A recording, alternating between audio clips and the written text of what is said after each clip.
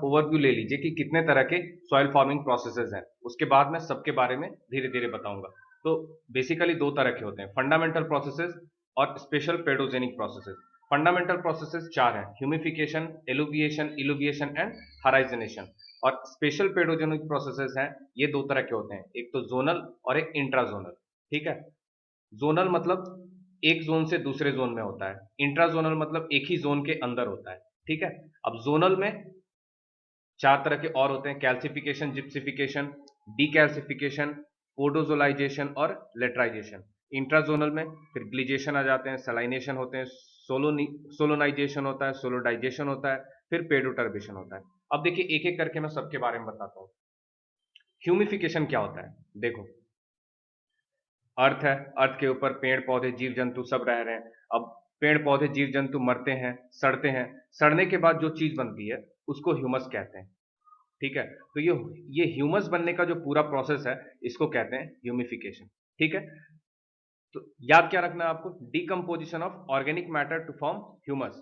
ठीक है, एक बार और बताता हूं, देखो पेड़ पौधे जीव जंतु मरते हैं, सड़ते हैं, गलते हैं, और सड़ने गलने के बाद जो चीज बनती है उसको कहते हैं ह्यूमस। और इसी ह्यूमस के फॉर्मेशन के प्रोसेस को कहते हैं ह्यूमिफिकेशन। ठीक है, अब देखो, अब आता है एलुविएशन और इलुविएशन। ये दोनों एक दूसरे के ऑपोजिट प्रोसेसेस हैं। अब मैं समझाता हूं क्या है। देखो, एलुविएशन में आपको याद रखना है वॉशिंग आउट, इलुविएशन में आपको याद रखना है वॉशिंग इन। अब देखो, ये अर्थ है, इसके ऊपर बहुत सारे लेयर्स हैं। ठीक है, आगे मैं आपको बताऊंगा हॉरिजॉन्स होते हैं, सबसे ऊपर होता है ओ, उसके बाद होता है ए, उसके बाद होता है बी, उसके बाद होता है सी। ठीक है, ये पूरा सॉइल प्रोफाइल होता है, और सबसे नीचे होता है पेरेंट मटेरियल, पत्थर वगैरह।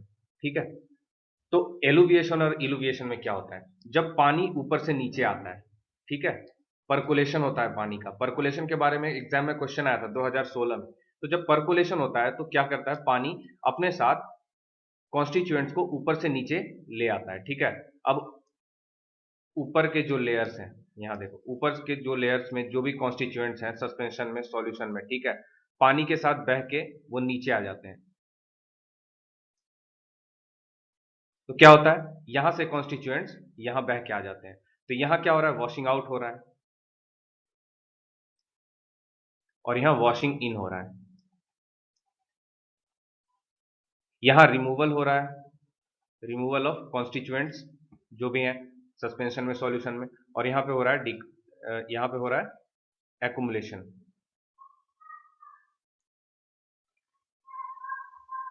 ठीक है, तो वॉशिंग आउट जो प्रोसेस होता है इसको कहते हैं एलुविएशन। ठीक है, और वॉशिंग इन जो हो रहा है, जहां डिपोजिशन हो रहा है, उसको कहते हैं इलुविएशन। तो अपर लेयर से वॉशिंग आउट होता है, एलुविएशन अपर लेयर्स में होता है, और लोअर लेयर में डिपोजिशन होता है, वॉशिंग इन होता है, इसको कहते हैं इलुविएशन।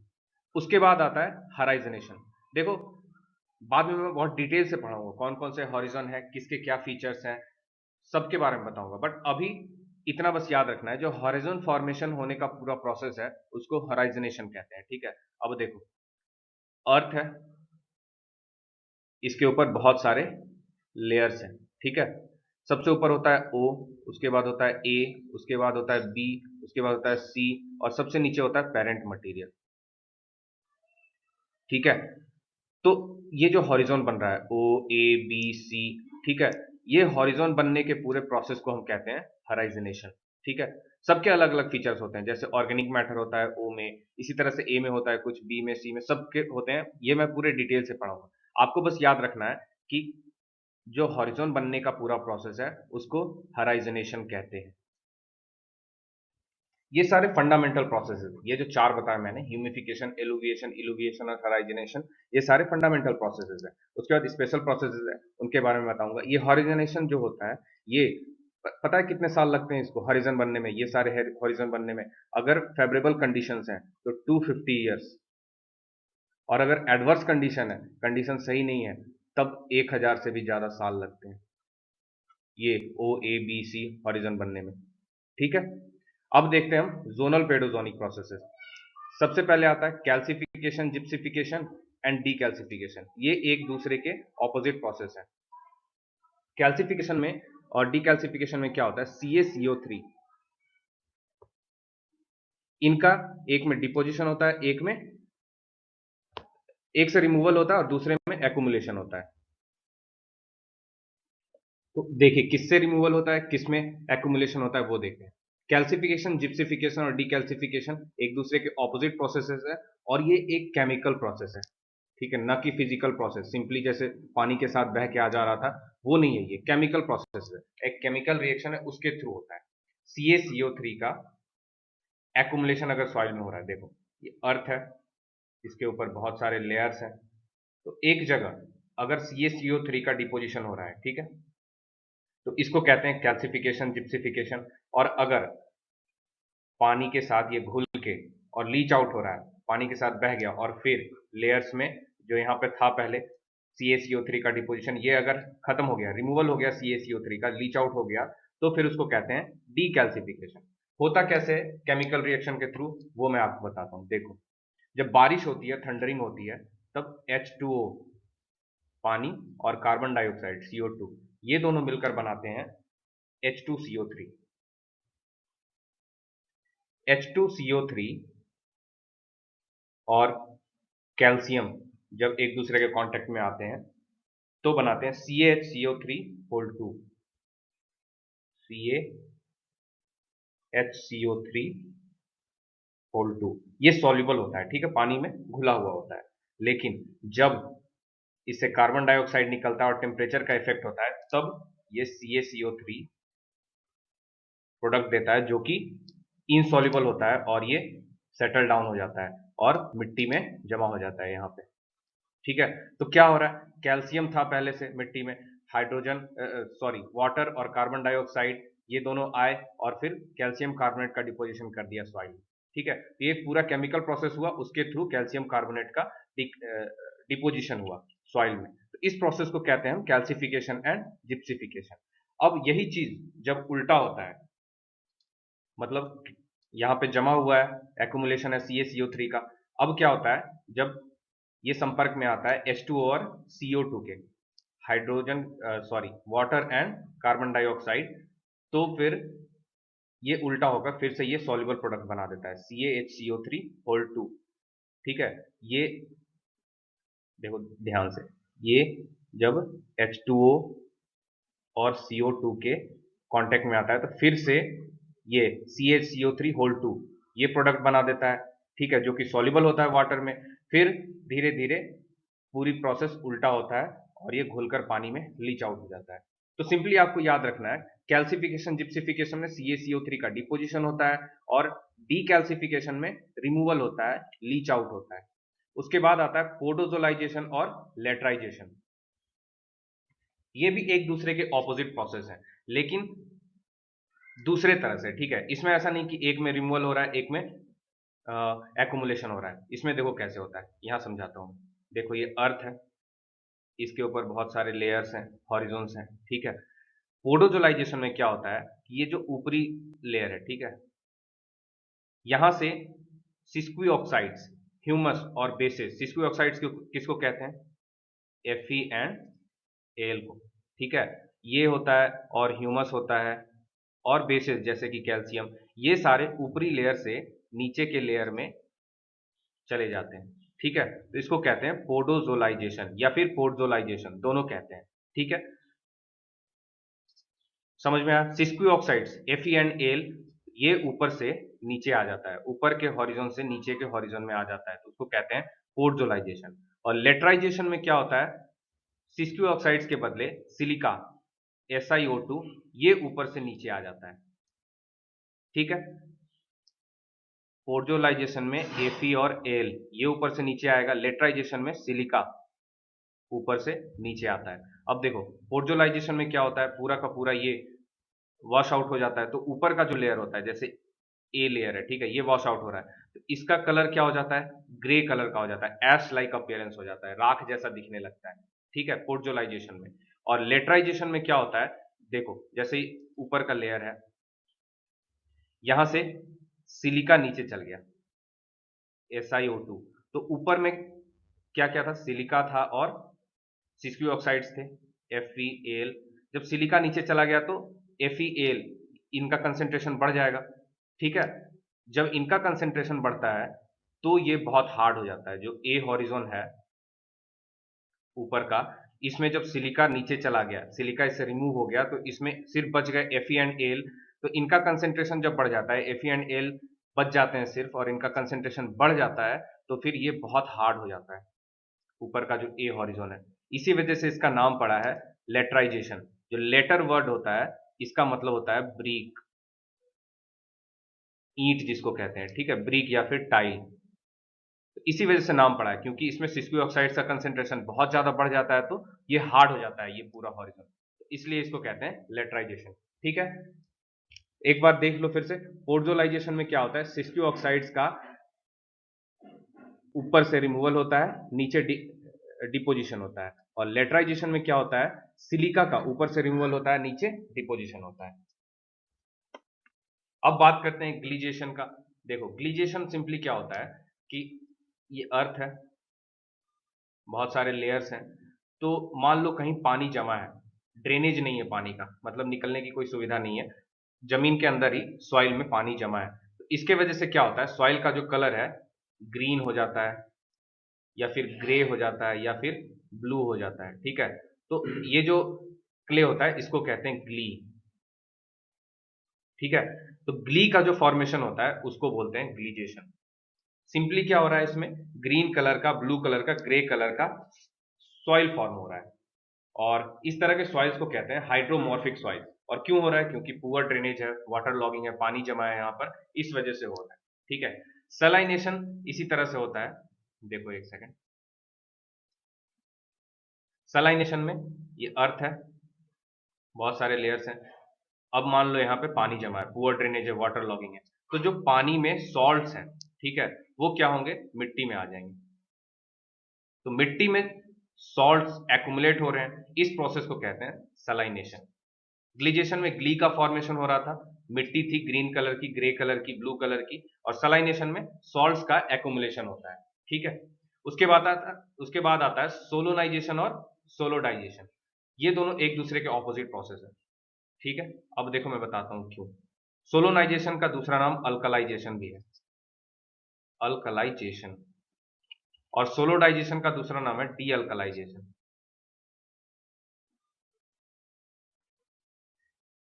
अल्कलाइजेशन क्यों बोलते हैं, क्योंकि इसमें Na प्लस जो आयंस हैं, सोडियम आयंस हैं, ये एक बेस है, अल्कली है, इसका डिपोजिशन होता है सॉइल प्रोफाइल में। ये एक हाई एक्सचेंजेबल सोडियम आयन है, ठीक है, Na प्लस, इसका डिपोजिशन होता है, एक्युमुलेशन होता है सॉइल में, और सॉइल का पीएच 8.5 से भी ज्यादा हो जाता है, तो अल्कलीन हो रहा है, इसलिए इसको कहते हैं अल्कलाइजेशन या फिर सोलोनाइजेशन इसका नाम है। डी अल्कलाइजेशन में क्या होता है, ये Na प्लस आयंस है, इनका रिमूवल होता है। ये अर्थ है, इसके ऊपर बहुत सारे लेयर्स हैं, तो कहीं Na प्लस जो जमा है, इनका अगर रिमूवल हो रहा है, तो इसको कहते हैं सोलोडाइजेशन या डी अल्कलाइजेशन। ठीक है, इसके वजह से क्या होता है, सॉइल एसिडिक होने लगता है। ठीक है, पहले वाले में क्या हो रहा था, एक्युमुलेशन हो रहा था, जमा हो रहा था सोडियम प्लस आयंस, तो उसको कहते थे सोलोनाइजेशन या अल्कलाइजेशन। दूसरे में क्या हो रहा है, Na plus ion, high exchangeable sodium ions है, इनका रिमूवल हो रहा है, तो इसको कहते हैं सोलोडाइजेशन। अब देखो, आता है पेडोटर्बेशन। पेडोटर्बेशन तीन तरह के होते हैं, पहला, दूसरा और तीसरा। पहला होता है बाय प्लांट्स, तो प्लांट्स के थ्रू होता है, तो इसको कहते हैं फ्लोरल पेडोटर्बेशन। फ्लोरल का मतलब होता है, फ्लोरा का मतलब होता है प्लांट्स। दूसरा होता है एनिमल्स के थ्रू, तो एनिमल को क्या कहते हैं, फौना कहते हैं। तो जब एनिमल्स के थ्रू पेडोटर्बेशन होता है, तो उसको कहते हैं फॉनल पेडोटर्बेशन। पेडोटर्बेशन है क्या, ये तो पहले समझ लो। पेडोटर्बेशन मतलब होता है मिक्सिंग ऑफ सॉइल्स। देखो, ये समझ लो कि अर्थ का सरफेस है जहां हम रह रहे हैं, ठीक है, अब यहाँ पे समझ लो कि जानवर दौड़ रहे हैं, ठीक है, तो जानवर जब दौड़ेंगे तो मिट्टी जो है नीचे, इनका मिक्सिंग होगा, तो ये जो मिक्सिंग प्रोसेस होता है ना, इसको पेडोटर्बेशन कहते हैं। तो यहाँ जानवरों के वजह से हो रहा है, तो इसको कहेंगे फॉनल पेडोटर्बेशन बाय एनिमल्स। इसी तरह से पेड़ है, पेड़ के जड़ होते हैं, तो जैसे जैसे जड़ बड़े होते जाते हैं, तो इनके बड़े होने की वजह से, रूट्स के बड़े होने की वजह से क्या होता है, सॉइल का मिक्सिंग होता है, तो उसको कहेंगे फिर फ्लोरल पेडोटर्बेशन। सॉइल का मिक्सिंग हो रहा है बट प्लांट्स के थ्रू, तो इसको कहते हैं फ्लोरल पेडोटर्बेशन। इसी तरह से तीसरा होता है, यहाँ ऊपर देखो, आर्जिली पेडोटर्बेशन, आर्जिली पेडोटर्बेशन। आर्जिली पेडोटर्बेशन क्या होता है, ये कॉटन सॉइल्स में होता है, जो ब्लैक कलर के कॉटन सॉइल्स होते हैं उनमें होता है। उनमें क्या होता है, देखो जैसे बारिश हुई तो पहले ऐसे था, जो सॉइल पार्टिकल है, बारिश हुई, पानी सोख कर वो फिर बड़ा हो जाता है, जब सूख गया तो फिर छोटा हो जाता है। तो इस तरह से स्वेल एंड श्रिंक जब होता है तो एक चर्निंग प्रोसेस होता है, तो उसके वजह से जो मिक्सिंग होती है उसको कहते हैं आर्जिली पेडोटर्बेशन। तो हमने सारे प्रोसेसेस समझ लिए, एक बार शॉर्ट में मैं बता देता हूँ। देखो, ह्यूमिफिकेशन क्या होता है, सड़ने गलने के बाद जीव जंतु जो भी हैं सड़ने गलने के बाद ह्यूमस का फॉर्मेशन करते हैं, और ह्यूमस के फॉर्मेशन के प्रोसेस को कहते हैं ह्यूमिफिकेशन। एलुविएशन, इलुविएशन, इसमें क्या होता है, सॉइल के अपर लेयर्स से पानी के साथ बह के कॉन्स्टिट्यूएंट्स नीचे आ जाते हैं, तो ऊपर में वॉशिंग आउट होता है, इसको कहते हैं एलुविएशन, और नीचे में वॉशिंग इन होता है तो इसको कहते हैं एलुविएशन। ठीक है, ये अपर लेयर में होता है एलुविएशन, लोअर लेयर में होता है इलुविएशन। हराइजिनेशन क्या होता है, हरिजन का फॉर्मेशन, जैसे ओ, ए, बी, सी, बहुत सारे हॉरिजन्स होते हैं अर्थ के ऊपर, लेयर्स होते हैं, तो इनके फॉर्मेशन के प्रोसेस को कहते हैं हराइजनेशन। कैल्सिफिकेशन, डीकैल्सिफिकेशन क्या होता है, कैल्सिफिकेशन में CaCO3 का एक्युमुलेशन होता है, डीकैल्सिफिकेशन में CaCO3 का रिमूवल होता है। पोडोजोलाइजेशन और लेटराइजेशन में क्या होता है, पोडोजोलाइजेशन में सिस्क्यू ऑक्साइड्स FeAl ये ऊपर से नीचे आते हैं, ठीक है। लेटराइजेशन में क्या होता है, सिलिका SiO2 ऊपर से नीचे आते हैं, ठीक है।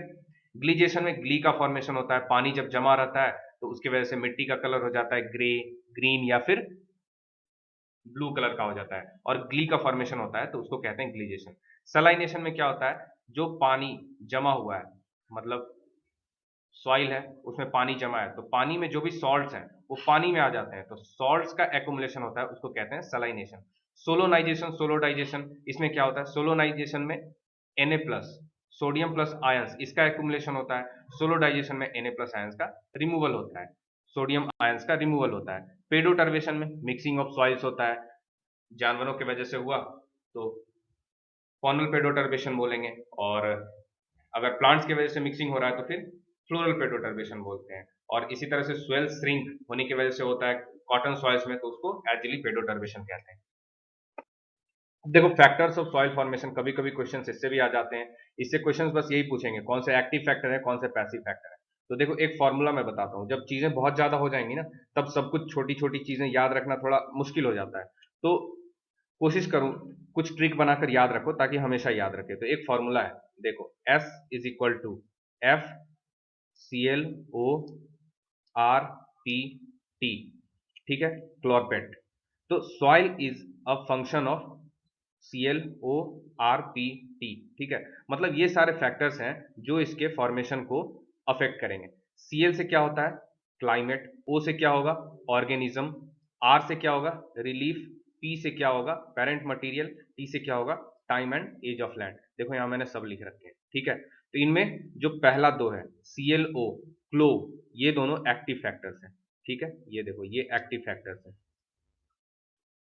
उसके बाद R और P, देखो यहाँ R से रिलीफ और P से पेरेंट मटेरियल, ये दोनों पैसिव फैक्टर्स हैं। और लास्ट वाला जो होता है टाइम एंड एज, ये न्यूट्रल फैक्टर है। अब देखो, ये फैक्टर्स अपने अपने तरह से अफेक्ट करते हैं। अब एग्जाम में आपसे ये तो पूछेगा नहीं कैसे अफेक्ट करते हैं, क्योंकि पेपर ऑब्जेक्टिव है, डिस्क्रिप्टिव है नहीं। डिस्क्रिप्टिव होता तो पूछ सकते थे कि कैसे अफेक्ट करेगा रिलीफ। मैं आपको एक रिलीफ के बारे में बता देता हूं ताकि अंडरस्टैंडिंग डेवलप हो, है ना, थोड़ा सा व्यू ब्रॉड हो जाए, तो उसी तरह से आप मान सकते हो कि हाँ ये सारे फैक्टर्स भी हैं जो अफेक्ट करते होंगे अपने अपने तरह से, ठीक है। तो देखो रिलीफ कैसे अफेक्ट करता है, ये एक पहाड़ है, ठीक है, यहाँ हाइट ज्यादा है और यहाँ पर भी सॉइल है, यहाँ हाइट कम है यहाँ पर भी सॉइल है, तो टोपोग्राफी की वजह से, रिलीफ की वजह से, हाइट की वजह से क्या इफेक्ट होता है, देखो यहाँ जो सॉइल है, जो ऊपर में सॉइल है, soils of upper slope are less clayey, इनमें क्ले का कंपोनेंट कम होगा, इनका पीएच कम होगा, सॉल्युबल साल्ट्स यहाँ पर कम होंगे, ऑर्गेनिक मैटर कम होंगे, इनका कलर जो है ये लाइटर होगा और ये वेल ड्रेन्ड होंगे as compared to this lower soil, ठीक है।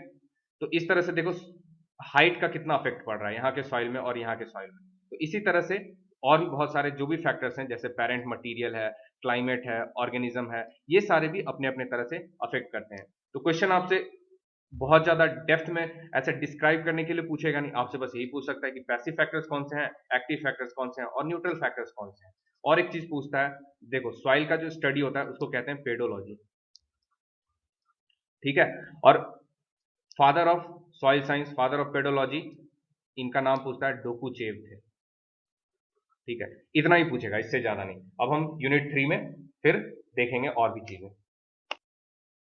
तो ये था हमारा सॉइल साइंस का पार्ट 2 वीडियो, और इसके बाद पार्ट 3 में हम देखेंगे हॉरिजॉन्स के बारे में डिटेल से पढ़ेंगे, और बहुत सारे सॉइल के फिजिकल प्रॉपर्टीज हैं जैसे टेक्सचर, स्ट्रक्चर, उन सब के बारे में हम देखेंगे। और आप कमेंट बॉक्स में लिख के जरूर बताना कि आपको लेक्चर्स कैसे लग रहे हैं, क्या इंप्रूवमेंट्स करने हैं, किस तरह से आपको बताना है और क्या बताना है कि आपको समझ में आए, आपको फायदा हो, आपको चीजें याद रहे, ठीक है। और चैनल को जरूर सब्सक्राइब कर लेना, फेसबुक के पेज को लाइक कर लेना, और व्हाट्सएप के ग्रुप को ज्वाइन कर सकते हैं, नंबर है 8237783981। तो this is Roshan Kumar signing off, see you in the next video.